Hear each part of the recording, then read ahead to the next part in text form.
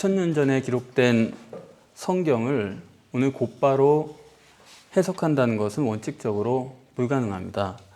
아무리 신학을 연구하고 고고학적 결과물을 읽고 그리고 별수를 다 써도 수천 년 전에 쓴 성경을 오늘 올바로 해석하는 것은 불가능하다고 봐야 될 것입니다. 그래서 제 생각에 가장 해결책은 성경의 땅인 성지를 가봐야 되겠다, 그런 결론을 내리게 됐습니다. 그래서 마음에 품었더니 하나님께서 어떤 기회를 주어서 성지를 가볼 수 있게 되었습니다. 그 성경을 따라서 봐야 되니까요.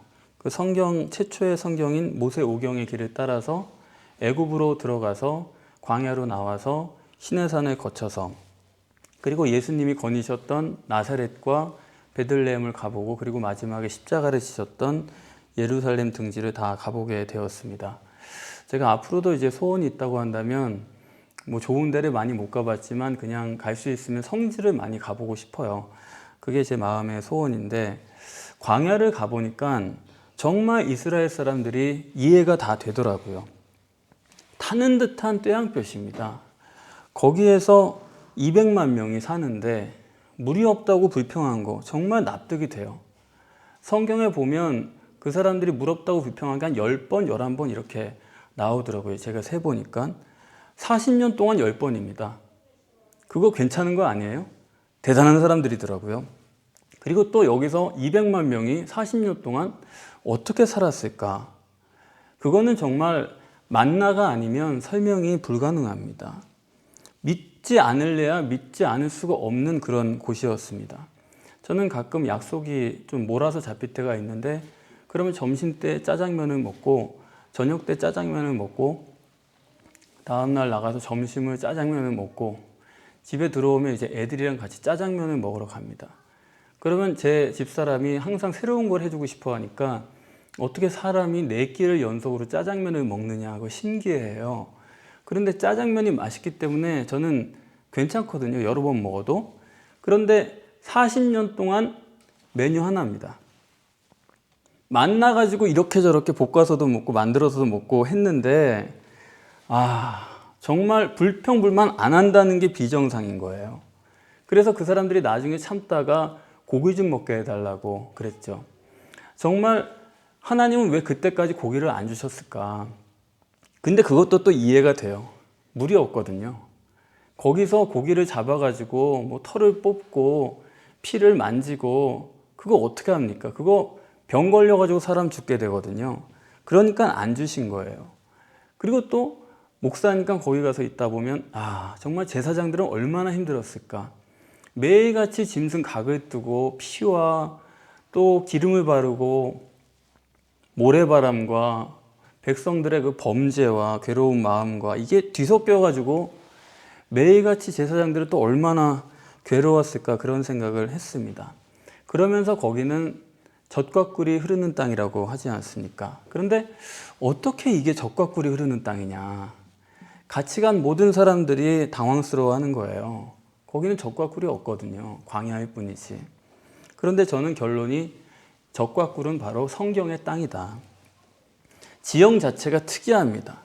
서쪽으로는 지중해가 있고 남쪽으로는 홍해가 있고 동쪽으로는 사해가 있고, 그리고 바다 그 표면보다 400m나 낮은 지형에 있기 때문에, 그리고 사막 기후이기 때문에 우리나라에서는 상상도 할 수가 없죠.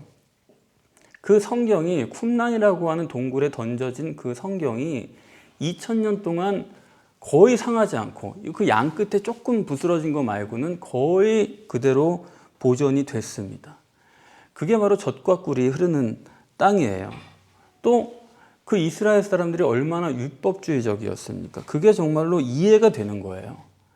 성경을 있는 그대로 보존하는 유일한 방법은 아까 같은 기후도 있어야 되겠지만, 이스라엘 사람들이 성경을 옮겨 적을 때 무섭도록 율법주의가 아니면 그 성경은 보존될 수가 없는 것입니다.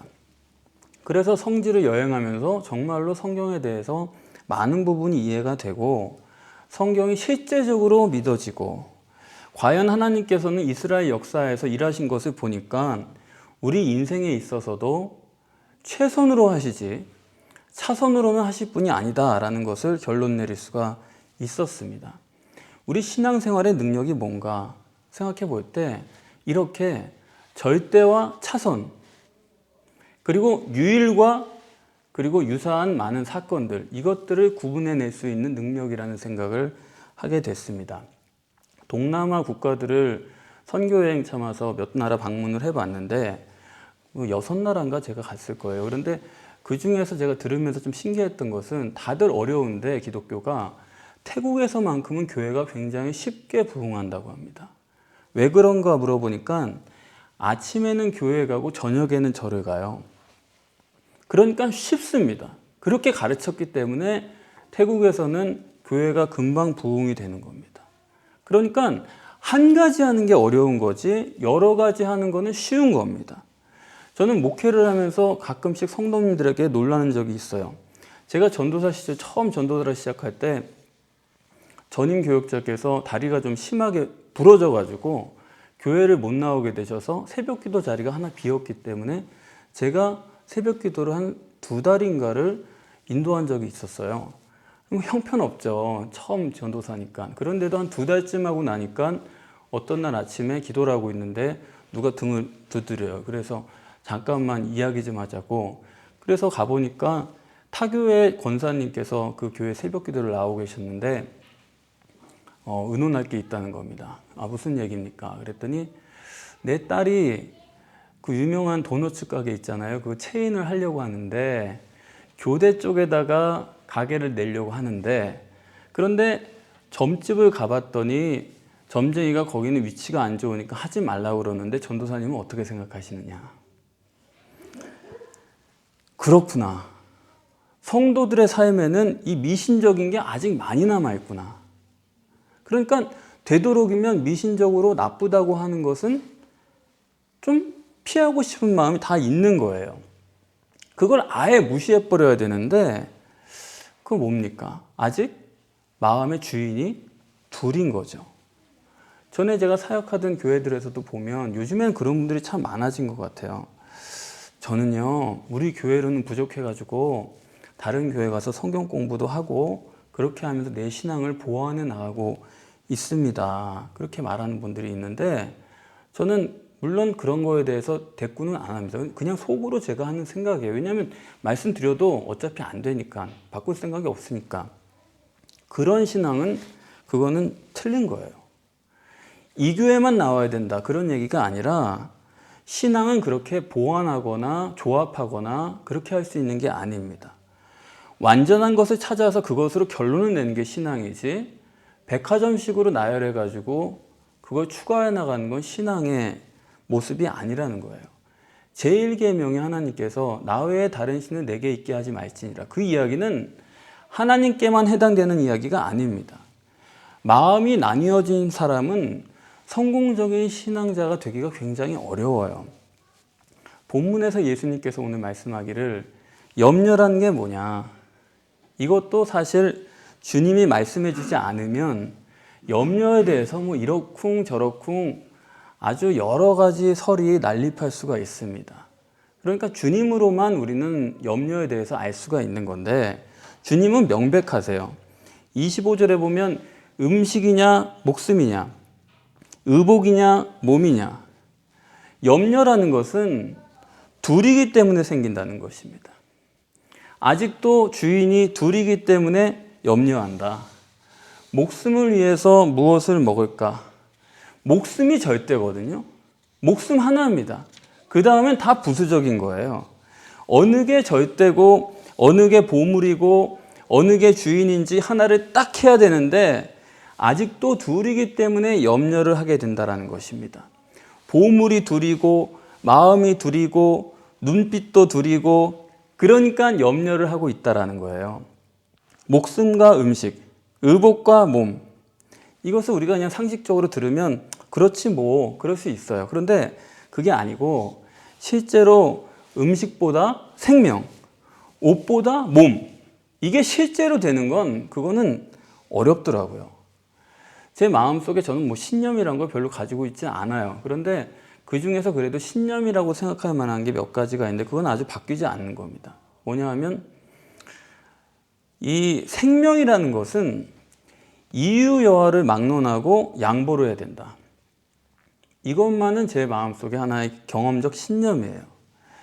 그리고 제가 가족들한테 그렇게 얘기는 하지 않지만 저희 아이들도 병원을 다니고 뭐 그렇지만 지금까지 큰 사고 없이 이렇게 건강하게 지내는 것을 아주 마음속으로 늘 감사를 하고 지냅니다. 근데 그게 언제부터 그랬냐면 처음부터 그랬던 건 아니고 한 번은 아이들 데리고 수영장을 갔는데 저 청평 어디 쪽에 무슨 그 리조트 같은 데였어요. 거기서 이제 수영장을 갔는데 수영장도 넓고 뭐 안전요원도 많고 사람도 굉장히 많았습니다. 저도 들어가서 수영을 했는데 그랬는데 갑자기 한쪽에서 소리가 큰 거예요. 보니까 애가 익사를 한 것 같은데 걔를 막 끄집어내는 겁니다. 그래가지고 걔를 뭐 구급 요원들이 하고 또 전화도 해가지고 119에서 오는 중이고 정말 한 5분 사이에 걔가 얼마나 빠져 있었는지 모르겠어요. 근데 빠질 수 있는 데가 아니거든요. 굉장히 얕아요. 그리고 애도 상당히 큽니다. 그런데 이 구명조끼를 입고 들어가면 발버둥 치다가 애가 못 나올 수도 있대요.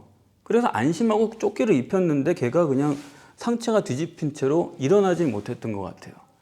그래가지고 걔를 조처를 하는데 정말 시시각각 피부 색깔이 변하는 게 막 보여요. 하얗게 변하는데 걔를 보는데 내 딸이랑 너무 비슷하게 오버랩이 돼가지고 완전히 감정이입이 돼가지고 옆에서 계속 지켜봤는데 별수를 써도 안 되고 119에 올 때까지 15분 이상 걸렸습니다.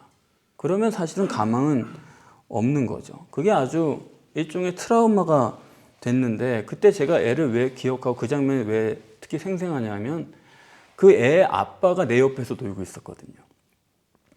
그 자기 친구 가족들이랑 왔는데 엄마들은 그 텐트 같은 데서 앉아서 얘기하고 있고 애를 돌보라고 그러고 아빠도 아빠 친구랑 같이 서서 그냥 얘기하는 수준. 그러니까 뭐 설마 거기 빠지리라고는 아무도 생각을 못 하는 거예요. 너무 사람도 많고. 그런데 그런 일이 벌어져 가지고 그 부모가 아주 오열하는 걸 옆에서 지켜봤는데 그때 완전히 생각이 전 정해졌습니다. 애들을 내가 괜찮겠지. 그전엔 그런 게 있었어요. 괜찮겠지. 1초도 내가 위험한 상황에 따로 두진 안 되겠다. 그러니까 생명은 무조건 하고 우선시해야 된다. 그거는 제 딸아이 뿐이겠습니까? 뭐 누구에 대해서든지 옳으냐 그르냐 그건 물을 필요 없어요. 그게 되느냐 마느냐 그것도 아니에요. 무조건 하고 생명은 우선시해야 된다. 그건 아주 내 단순한 생각이고 이 기준에서는 다른 어떤 것도 이길 수 있는 것은 없다라고 생각을 합니다.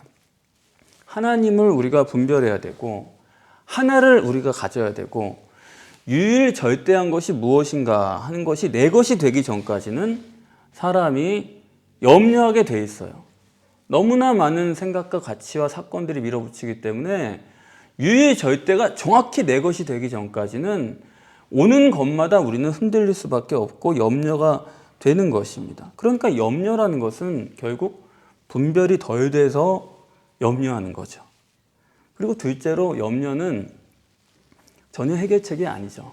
그건 여러분들이 다 아시지 않습니까? 그것을 예수님께서 오늘 야, 네가 염려한다고 네 키를 한 자나 더 할 수 있냐? 내일 일은 내일 염려하는 거지 지금 염려해봤자 아무런 소용이 없다. 그렇게 말씀하신 것입니다. 정말로 염려는 백해무익하죠. 우리는 그래도 염려를 안 하면 죄 짓는 것 같은 그런 습관을 가지신 분들이 많아요. 안 그렇습니까? 염려를 프로페셔널하게 하는 사람은 재난대책기구라든가 무슨 대테러 방지 기구라든가 이런 데 들어가면 아주 좋은 대우를 받을 수 있을 거예요. 그것 말고는 염려라는 것은 아무 쓸데없는 것이고 사실 염려는 자기가 사서 고생하는 것이죠. 어떤 분은 내가 죽으면 내 남편이 다른 여자랑 결혼할 게 너무 괴롭대요. 아주 그것까지도 고민하는 사람이 있더라고요. 염려죠. 제가 보면요. 옆에서 빨리 해결책을 연구하고 그것을 제시해야 되는데 염려하는 거에 마음이 쓰여가지고 그것도 못하는 경우가 많은 거예요. 그러니까 염려라는 거는 마귀적이죠. 그걸 잊지 마십시오. 염려는 우리를 전혀 해결해 줄 게 없다는 겁니다. 그래서 저는 그렇게 생각해요. 사람을 보면은 저 사람은 자꾸 염려를 하는데 그는 염려를 즐기는 게 아닐까 그런 생각을 할 때도 있어요. 그냥 가만히 있어도 되는데 이러는 거예요. 이렇게 합시다. 그러면 그럼 그렇게 합시다 하면 되는데 염려를 만들어요. 두 가지가 또 돼가지고 이렇게 합시다. 그런데 만약에 안 되면 이렇게 나오는 사람이 꼭 있는 거예요. 벌써 주인이 둘이 돼버리는 겁니다. 해보다가 그때 가서 안 되면 다르게 하면 되는데 하기 전에 만약에 그렇지 않으면 꼭 그런단 말이죠. 그럼 그때 가서 하면 돼요. 그런데 아니라는 거예요. 염려를 즐기는 사람은 그걸 꼭 해야지 또 마음이 편한 겁니다. 여러분, 사람이 염려를 즐길까요? 염려를 싫어할까요? 사람은 염려를 즐기는 거예요. 증거는 이렇습니다. 아니, 돈 내고 비극을 보잖아요. 비극. 가가지고 가슴으로 움켜쥐면서 아주 비극적인 걸 그 시간에 지키고 있는 거예요. 또 공포영화를 보잖아요. 가서 어떻게 막 어떤 사람은 막 욕을 해요. 막 아이씨, 막 지금 갑자기 튀어나온다고 막 욕을 해가면서 그걸 본단 말이에요. 아주 보면 웃깁니다. 그러니까 저는 항상 액션 영화밖에 안 보거든요. 액션 영화는 일단 해피엔드예요. 하여튼 누가 죽든지 하여튼 좋은 쪽으로 끝나지 절대로 찜찜하게 끝나는 액션 영화는 없는 거예요. 여러분, 이 마귀입니다. 염려는 전혀 나를 망가뜨리는 거죠. 딱 해놓고 그 다음 가서 생각을 하는 겁니다. 해보고 만약에가 그때 가서 나오면 그때 가서 또 하세요. 자동차 운전하다가 보면 낭떠러지 옆에 두고 갈 때가 있잖아요. 그때도 또 만약에 실수하면 이러면 또 괜히 얼어가지고 못 가는 겁니다. 세 번째로 염려의 해악성은 불신앙이라는 거죠. 이 점이 사실은 가장 심각한 것입니다. 우리가 전지전능하신 하나님을 믿는데 염려하는 사람은요, 잊지 마세요. 언제든지 내가 염려하는 순간은 내가 신앙이 없구나. 그래서 예수님께서는 그것을 이방인이 하는 거다 이렇게 말씀했습니다. 이방인, 하나님을 믿지 않는 사람들이 염려한다는 것이죠. 말은 믿는다고 하지만 실제로는 안 믿기 때문에, 그래서 예수님은 오늘 본문에서도 구체적으로 말씀을 하시는 거예요. 공중의 새를 봐라, 들의 백합화를 봐라, 들의 풀을 봐라. 이렇게 하면서 염려하지 말라고 말씀을 해주시는 겁니다. 말은 우리가 하나님을 믿죠. 그런데 실제로는 안 믿는 거예요. 내가 관념적으로는 하나님을 믿는다고 생각하냐, 아니면 실제로 믿느냐, 예수님은 그것을 항상 물어보시는 것입니다. 마태복음 6장 전체가 사실은 그 얘기죠. 너희가 무엇을 하든지 하나님을 보고 하나님만 믿고 그런 일을 하라는 거죠. 구제를 하든 기도를 하든 금식을 하든 은밀한 중에 보시는 이가 계시니까 그걸 믿고 하라. 그것을 오늘 본문에 완전하게 해주시는 것입니다. 여러분 어떠세요? 진짜로 하나님을 믿으십니까? 저는 정말 여러분들처럼 훌륭한 분들을 이렇게 모시고 목회하는 게 너무 행복한 거예요. 믿어지니까 말이죠. 근데 저는 제가 안 믿어지는 게 그게 문제예요. 저는 하나님이 잘 안 믿어져가지고 그게 항상 고민입니다. 이거 정말 하나님 맞나? 이거 하나님 계신 거 맞나? 그럴 때가 많거든요. 다른 고민은 없어요. 하여튼 하나님이 계시고 하나님이 함께 하신다는 것만 내가 믿으면 아무 문제도 안 될 것 같아요. 요셉이 가장 귀한 아들이었는데 하루아침에 애굽의 노예로 팔려가지 않았습니까? 거기서 고생해가지고 보디발의 집에 가정 총무가 됐는데 이제 좀 살만했는데 주인의 아내가 또 그래가지고 그 여인을 욕보이려고 했다고 누명을 쓰고 감옥에 가고, 그러면서 그 얘기들이 전개되는데 성경을 읽어보면 그 사건 중간중간에 꼭 이렇게 나와요. 여호와께서 그와 함께 하심으로 그가 형통케 되었다. 그 얘기만 없으면 좋겠는데 얘기 읽을 때마다 감옥 가는 게 형통입니까? 노예되는 게 형통입니까? 점점 나아진 것도 하나도 없고 점점 더 내려가고 있어요. 그런데 거기 보면 형통하게 하셨다, 함께 하셨다. 그리고 또 요셉도 보면요, 감옥에 들어가서 아주 자기는 속 편한지 남들의 안색이 좋지 않은 것을 알아봤다. 그런 구절도 나옵니다. 어떻게 그 사람은 그 상황 속에서 나락으로 떨어지는 그 마당에 염려하지 않고 지낼 수 있었는가? 그건 정말 하나님께서 함께 하신 결과겠죠. 제가 여러분들에게 전해드리는 복음이라는 것은 사실은 염려의 출산물은 아닙니다. 저는 뭐 복음에 대해서, 교리에 대해서 말할 때 한국 교회가 염려되거나 그런 건 전혀 없어요. 전혀 걱정도 안 됩니다. 상관도 없어요. 우리 복음의 첫 번째는요, 영이 실제라는 겁니다. 제가 늘 말씀드린 주제는 한 가지가 된 거예요. 영이 실제, 영이 절대라는 겁니다. 영이 실제라는 게 왜 그렇게 중요합니까? 영이 관념이 아니고 진짜 우리 생활에 나타나는 물리적인 사건이라는 것이죠. 믿음은 바라는 것들의 실상이요 보지 못하는 것들의 증거다. 우리의 영이, 우리의 믿음이 우리의 미래라는 것입니다. 제가 3년간 고생을 하면서 여기저기 헤매면서, 하나님께서 물론 다 데려다니시겠죠.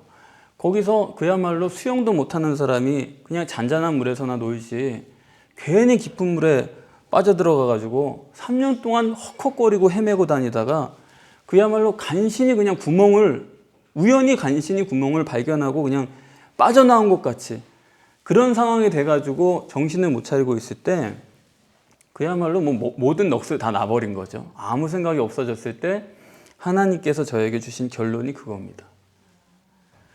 눈에 보이는 것에 안주하고 하나님이 절대가 아닌 사람들은 결국에는 신앙이 있다고 해도 다 약해지고 말더라고요.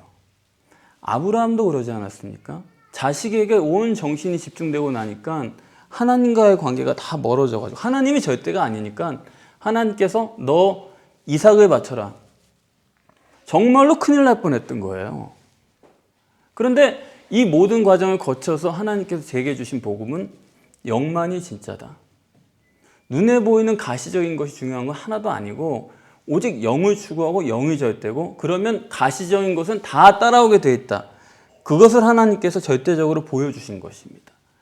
여러분들 실제로 몸이 약하십니까? 여러분들 실제로 물질의 부족함을 느낍니까? 혹은 칠흑같이 어둡고 손에 잡히는 게 하나도 없고 앞으로 어떻게 해야 될지 그런 게 막막합니까? 그렇다고 여러분이 그것을 위해서 불필요하게 희망을 가지려고 드시면 안 돼요. 불필요한 희망을 가지려고 하지 마세요. 희망을 위해서 몸부림치는 그것도 염려예요. 그것도. 왜 그렇게 꼭 희망이 필요합니까? 그거 그만하고 성경 말씀 실제대로 영이 실제고 믿음이 실제고 바라는 대로 이루어지기 때문에 여러분들이 이제는 기적을 만들 수 있는 그 길을 가야지 희망으로 내 마음을 채워서는 안 되는 거예요. 하나님께서 실제로 보여주시고 실제로 이루신다고 하는 것을 믿고 그 길로 나아가서 창조적인 역사를 이루어내야 되는 것입니다. 하나님께서 바라시는 그런 거예요. 그렇기 때문에 문제가 다른 문제가 아닙니다. 실제로 내가 하나님을 알고 믿느냐 하는 그런 문제예요. 실제로 인간이 하나님을 알고 믿으면 인간에게는 문제될 게 아무것도 없어요. 저도 설교를 하지만 항상 그때마다 뭐 그렇게 잘하는 설교는 아니라는 건 뭐 자타가 공인하는 거죠. 그런데 내려오면서 저 스스로 점검할 때는 평가는 하나예요. 내가 오늘 복음을 전했느냐, 안 전했느냐, 그거 둘 중에 하나입니다. 복음을 전했으면 그건 만족. 그거는 반응은 중요한 게 아니에요. 어떻게 보면 그건 내 실력도 아니에요. 복음을 전했으면 그건 후회는 없다. 그날 잠은 편하게 자는 겁니다. 그런데 가만 생각해 봤는데 복음이 아니었던 것 같다. 그런 날이 있거든요. 그러면 그거는 아주 괴로운 시간이 되는 겁니다. 그렇기 때문에 하나님이 주신 거다. 이건 하나님이 기뻐하시는 거다. 하나님이 약속하신 거다. 이것만 분명하면 눈앞에 보이는 지금의 상황들은 아무런 문제가 되지 않는 거예요. 믿음이 실제니까, 영이 실제니까 그것은 반드시 이루어지게 되어 있는 것이고, 그러므로 그걸 모르는 사람이 괴롭고 그걸 믿지 못하기 때문에 마음이 고통스러운 것이지, 알고 믿고 분명해지기만 하면, 유일절대가 분명해지기만 하면 다른 건 아무것도 우리를 염려하게 만들 수가 없는 것입니다.